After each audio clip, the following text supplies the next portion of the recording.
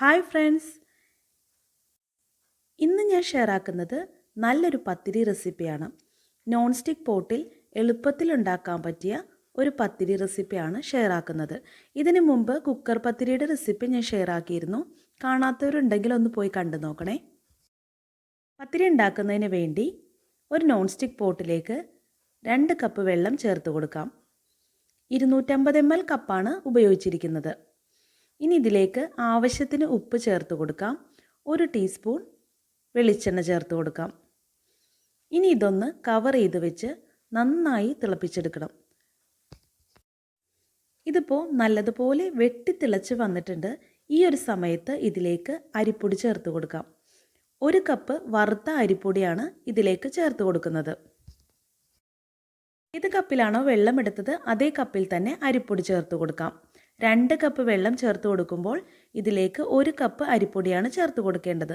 ഇനി ഇത് ഒന്ന് കവർ ചെയ്ത് വെക്കാം.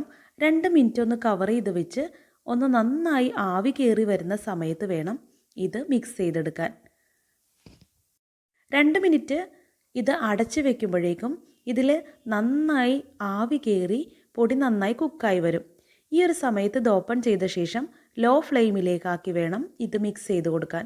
മിക്സ് ചെയ്ത് കൊടുക്കുന്ന സമയത്ത് നന്നായി ഇതുപോലെ കുഴച്ചെടുക്കണം. ഒരു വുഡൻ സ്പാച്ചുല ഉപയോഗിച്ച് ഇതുപോലെ നല്ല രീതിയിൽ തന്നെ കുഴച്ചെടുത്ത് വേണം ഇത് മിക്സ് ചെയ്തെടുക്കാൻ. എല്ലാ ഭാഗവും ഒരുപോലെ കുഴഞ്ഞു കിട്ടുന്ന രീതിയിൽ സ്പാച്ചുല ഉപയോഗിച്ച് നന്നായി കുഴച്ചെടുക്കണം. എന്നിട്ട് വേണം ഇത് ഫ്ലെയിം ഓഫ് ചെയ്ത ശേഷം കവർ ചെയ്ത് വയ്ക്കാൻ. ഇതിപ്പോൾ നല്ല രീതിയിൽ കുഴഞ്ഞു വന്നിട്ടുണ്ട്. ഈ ഒരു പരുവത്തിൽ നന്നായി കുഴഞ്ഞു കിട്ടുന്ന സമയത്ത് നമുക്കിത് ഫ്ലെയിം ഓഫ് ചെയ്ത ശേഷം അടച്ചു വയ്ക്കാം. 15 മിനിറ്റ് കഴിയുമ്പോൾ ഇത് നമുക്ക് കുഴച്ചെടുക്കാൻ തുടങ്ങാം. കയ്യിൽ കുറച്ച് വെളിച്ചെണ്ണ തടവിയ ശേഷം ഇതുപോലെ നന്നായി ഒന്ന് കുഴച്ചെടുക്കാം. ഇതിപ്പോൾ കൗണ്ടർ ടോപ്പിലേക്കൊന്നും മാറ്റി കൊടുക്കേണ്ട ആവശ്യമില്ല. നോൺ സ്റ്റിക്ക് പോട്ടിലാണ് പൊടി വാട്ടിയെടുക്കുന്നതെങ്കിൽ നോൺ സ്റ്റിക്ക് പോട്ടിൽ തന്നെ ഇട്ട് നന്നായി കുഴച്ചെടുക്കാവുന്നതാണ്.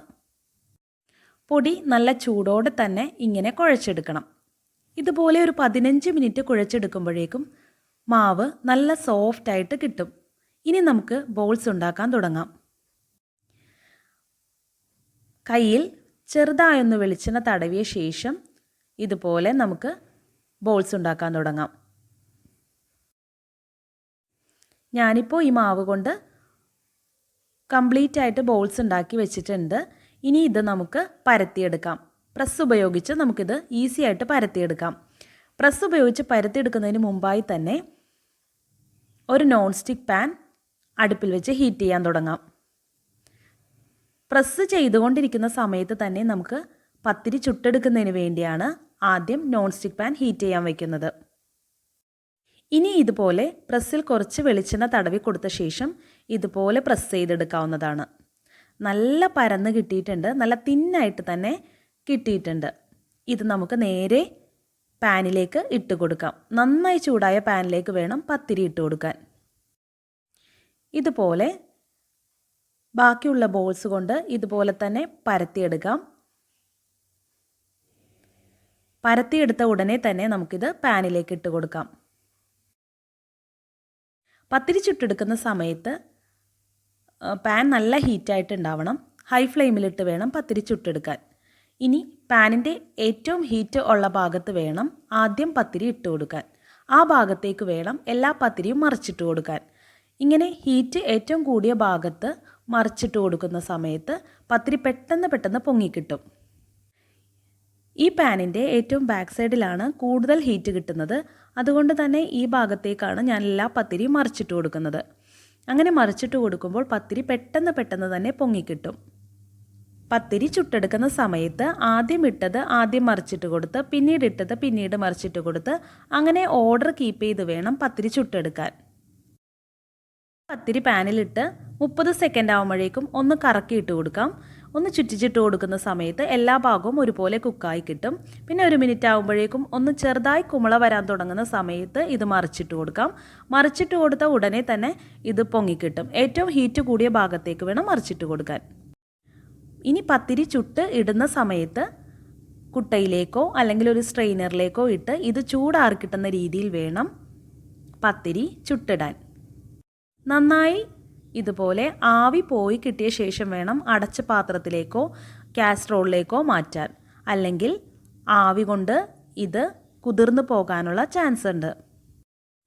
പത്തിരി കുട്ടയിലിട്ട് ചൂടാറി ഒരുവിധം ചൂടാറി വരുന്ന സമയത്ത് നമുക്കിതൊരു പാത്രത്തിലേക്ക് ഇതുപോലെ നിരത്തി വെച്ച് കൊടുക്കാം.